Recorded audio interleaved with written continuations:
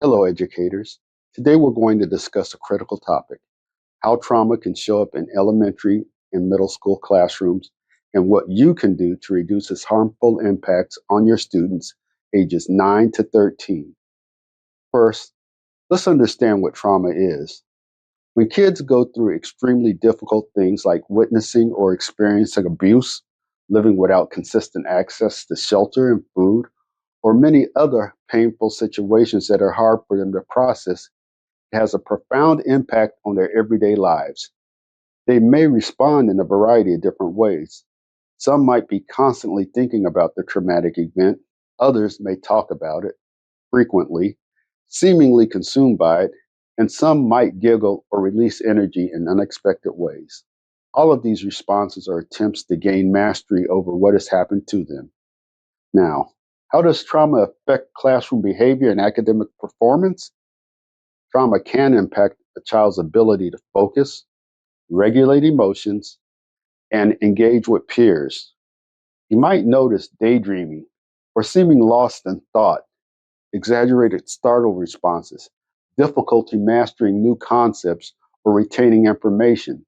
As educators, your approach should be grounded in three key principles: compassion, empathy, and structure. Compassion: give children space to experience what they need to experience. Empathy: try to understand their perspective and feelings. Structure: maintain routines, predictability, which can be comforting. Creating a trauma informed classroom environment is about flexibility and meeting the children where they are. This might mean adjusting your lesson plans based on the needs of the children, incorporating calming exercises, grounding techniques into your lesson, and using creative approaches to teach the curriculum while addressing emotional needs. For instance, if you're teaching about historical events, you might want to say, let's imagine what it was like to be there. How would you calm yourself in that situation? This approach teaches both history and emotional regulation. Remember, trauma informed teaching isn't about healing trauma. That's the job of the mental health professionals. Your role is to create a safe, supportive environment where learning can occur despite traumatic experiences. Additionally, remember that some children may be experiencing ongoing trauma or living in unsafe environments. In these cases, consistency and safety in your classroom become even more critical. Don't hesitate to collaborate with school counselors or social workers and the school liaison officers if you need to. There is no getting around it. This can be challenging work, but it's extremely important to address your own well being as an educator as well.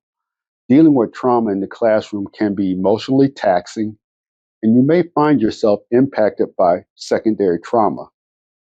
Remember, it's okay to acknowledge your own feelings and seek support.